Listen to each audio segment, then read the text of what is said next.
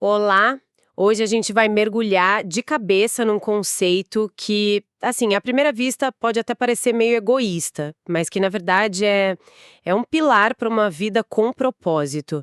A ideia de se sentir importante, Hum, mas não sabe no sentido de arrogância.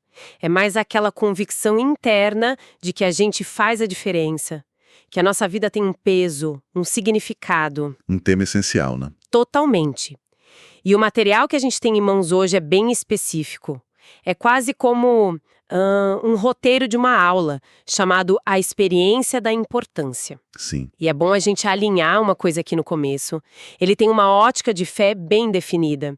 Então a nossa missão aqui não é só resumir, mas desvendar a estrutura de pensamento deste material. Sabe, entender os argumentos e conectar com o mundo aqui fora. Nossa, perfeito. Porque em um mundo que vive nos empurrando para comparação, para performance, discutir de onde vem nosso senso de valor é quase uma questão de saúde mental. Exato. E eu gosto dessa abordagem. A gente pode usar a estrutura que o material oferece como um mapa, né? Primeiro a gente define o que é importância para eles e depois explora aqueles 4 campos onde essa importância é cultivada ou destruída. Combinado. Então vamos começar por aí, pela definição. O que eles querem dizer com importância? Então, A ideia central que eles apresentam é que não é um sentimento passageiro, tipo alegria ou tristeza, mas sim uma certeza interna. uma convicção, né? Isso, uma convicção. E ela é construída sobre 4 pilares. Primeiro, a certeza de que minha vida tem significado. Segundo, que minhas ações geram impacto. Uhum. Terceiro, que eu sou importante para alguém. E por último, que eu sou intrinsecamente valioso. E o que é fascinante aqui é como essa certeza, que é algo totalmente interno, subjetivo, está ligada a consequências muito concretas. Sim, O texto lista o que acontece na falta dessa convicção, né? A pessoa não tem motivação para começar, não tem persistência quando fica difícil, perde a direção. perde a direção e, que é a base de tudo, sofre com baixa autoestima. É uma linha direta entre o que se acredita sobre si e como se age no mundo. Sim, e isso me faz pensar. O argumento deles é que essa falta de importância causa a estagnação. Mas a causalidade não poderia ser o inverso? Ah, boa pergunta. Tipo, uma pessoa que está numa carreira estagnada, sem reconhecimento ou em relações ruins, ela não acaba desenvolvendo essa falta de importância por causa disso? Qual é o ovo e qual é a galinha aqui? Essa é a pergunta de $1 milhão, né? E é aí que a análise fica interessante. O material defende com força que a fonte é primariamente interna, uma questão de perspectiva. Hum, Mas na prática, no mundo real, é muito provável que seja um ciclo vicioso. Uma coisa alimenta a outra, né? totalmente. Uma demissão, por exemplo, pode minar sua certeza de valor, o que te leva a ter uma performance pior numa próxima entrevista, o que reforça a crença negativa. E o ciclo não para. Exato. O que a perspectiva deles parece propor é um ponto de intervenção nesse ciclo, fortalecer a convicção interna para ela aguentar os baques externos. Entendi. Então a importância aqui não é um luxo, é o próprio combustível. Sem ela, o motor da vida não funciona direito. Exatamente. E para tornar isso mais palpável, o argumento é dividido naqueles 4 campos que você mencionou: pessoal, familiar, profissional e espiritual. Acho que vale a pena a gente olhar cada um com calma. Com certeza. O primeiro, o pessoal, é talvez o mais fundamental. E o texto aponta um inimigo muito claro para a importância pessoal: A comparação. a comparação. Eles até citam uma passagem de Provérbios que diz: "Como imagina em sua mente, assim ele é", para reforçar que a nossa autoimagem vira a nossa realidade. E isso é uma armadilha constante hoje em dia. A gente não se compara mais só com o vizinho, com um colega de trabalho. Não mesmo. A gente se compara com um feed infinito de vidas aparentemente perfeitas. É uma batalha diária. Exatamente. O que a psicologia social chama de comparação social ascendente foi turbinado pela tecnologia. É uma receita para insatisfação crônica. É, E aí que o material oferece um contraponto bem radical dentro da lógica de fé deles. Eles usam uma imagem poderosa. Jesus não morreu pela multidão, morreu por você. uhum. Independentemente da crença de quem está ouvindo, a força dessa ideia é mostrar um modelo de valor que é absoluto, individual, incondicional. Um valor que, por definição, está fora do jogo da comparação. É como uma âncora, então. Uma tentativa de fixar o valor em algo que não muda com o sucesso ou o fracasso do dia. Isso, um porto seguro para a autoestima. E essa necessidade de validação, imagino, é primeiro forjada dentro de casa, o que nos leva ao segundo campo, o familiar. E aqui, a afirmação que eles fazem é bem pesada. É bem forte. Diz que se o valor de uma pessoa não é construído e afirmado em casa, o mundo fará essa medição e será sempre uma medida mais baixa. Puxa. Isso coloca uma responsabilidade imensa nos ombros de pais, mães, cônjuges, né? A lógica é que a família deveria ser o primeiro lugar onde a gente aprende que é importante sem ter que fazer nada para merecer. Incondicionalmente. Incondicionalmente. E o texto é taxativo sobre como isso acontece, através das palavras. A frase que eles usam é: palavras constroem ou destroem a importância. Não tem meio termo. Nossa! Cada frase dita em casa ou está colocando um tijolo na autoestima de alguém ou está dando uma marretada nessa fundação. Puxa, isso dá uma dimensão enorme para as pequenas interações do dia a dia, né? Aquele comentário impensado, a crítica dura, tudo isso vai somando. Exato. E esse impacto não fica só na família. A gente leva essa necessidade de validação ou a falta dela para o trabalho.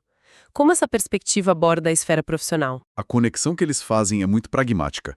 Eles argumentam que a estagnação profissional, muitas vezes, começa com essa falta de senso de importância. Ah, claro. A lógica é: se eu não acredito que meu trabalho importa, que eu importo para a organização, por que eu daria o meu melhor? Você faz o mínimo, né? Faz o mínimo necessário para não ser demitido.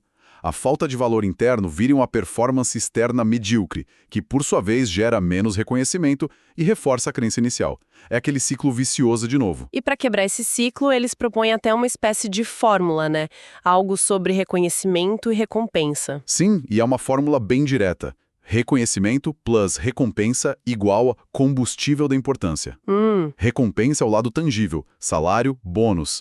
Reconhecimento ao intangível, o elogio, a valorização da contribuição, o sentimento de ser visto. É uma fórmula direta, mas será que não é um pouco simplista demais? Como assim? Eu penso em áreas criativas, científicas ou até no voluntariado, onde a motivação parece vir de um lugar muito mais interno, sabe? A paixão pelo que se faz, o propósito. Ótimo ponto. Muitas vezes isso parece superar a necessidade de reconhecimento ou mesmo de grana. Ótimo ponto. E acho que é aí que a gente pode enriquecer a análise. A fórmula do material resume bem o que a gente chama de motivação extrínseca, a que vem de fora. Certo. E ela é poderosa, mas a literatura sobre motivação mostra que para tarefas mais complexas, os motivadores mais fortes são os intrínsecos: autonomia, maestria e propósito. Faz todo sentido. Então a fórmula do material não é falsa, mas talvez seja incompleta. Ela descreve o combustível básico, mas para um desempenho excepcional, talvez precise desses outros aditivos. Entendi. Então seria um bom ponto de partida, especialmente para gestores, né? Se falta o básico, recompensa justa e reconhecimento, é difícil esperar que só o propósito sustente a equipe. Exatamente. E isso nos leva ao último campo, o espiritual, que parece ser, na visão do material, a base de tudo. Exato. Na estrutura de pensamento deles, este quarto campo é o alicerce que sustenta os outros três. A ideia é que, ao reconhecer uma importância que vem de uma fonte divina, a pessoa passa por transformações internas profundas. O texto descreve isso como trocas. A culpa vira perdão, a escassez vira confiança na provisão. E o medo se transforma em fé? Isso. A vida como um todo ganha um propósito que transcende as circunstâncias. Então a função desse pilar espiritual dentro do argumento é criar uma fonte de valor que seja à prova de falhas? Precisamente. Se sua importância pessoal pode ser abalada pela comparação, a familiar por palavras duras e a profissional por um chefe ruim, a importância espiritual, como descrita aqui, seria inabalável. Seria uma constante. Uma constante. Não dependeria de performance ou opinião dos outros. Seria a fonte primária que pode irrigar os outros campos quando eles estão secos. É uma estrutura bem amarrada. E para costurar tudo, eles usam uma imagem que eu achei muito bonita, uma citação de Mateus. Vocês valem mais do que muitos pardais. É uma metáfora brilhante. É tão simples, mas diz tanto. Sim, porque pardais são o símbolo do comum, do abundante, do que a gente nem nota. E a mensagem é essa. Mesmo quem se sente o mais comum, mais um na multidão, teria um valor intrínseco imenso que não precisa ser conquistado. Ele simplesmente é. Certo. Analisamos estrutura, os argumentos, mas e na prática? Como alguém pode pegar essa discussão e aplicar no dia a dia? A fonte sai da teoria nesse ponto, né? Sim, e de uma forma bem direta. Eles propõem um pequeno exercício com 2 perguntas. A primeira é um convite à autoavaliação, tipo um termômetro interno. Qual é? De 0 a 10, quanto me sinto importante hoje? É uma pergunta que exige uma honestidade brutal consigo mesmo. Ok. E a segunda pergunta parece nos tirar desse umbigo e nos colocar em ação, né? Exato. A segunda pergunta é: quem eu preciso valorizar hoje através de palavras? E a beleza do exercício está nesse equilíbrio. Uma para dentro, outra para fora. Isso. A primeira é introspectiva, a segunda é expansiva, um ato de generosidade. A sugestão implícita é que talvez o caminho mais rápido para aumentar sua própria nota seja justamente se dedicar a aumentar a nota de outra pessoa. Uma coisa alimenta a outra. Um ciclo virtuoso, para contrapor aquele ciclo vicioso que a gente falou no início. Perfeito. Ao agir para construir o valor no outro, talvez a gente reforce a nossa convicção de que nossas ações têm impacto e que somos importantes para alguém. Os pilares da própria definição que eles deram. Exatamente. É um convite para ser um agente ativo de valorização no mundo e não só um receptor passivo. Bom, acho que a gente conseguiu desdobrar bem o material.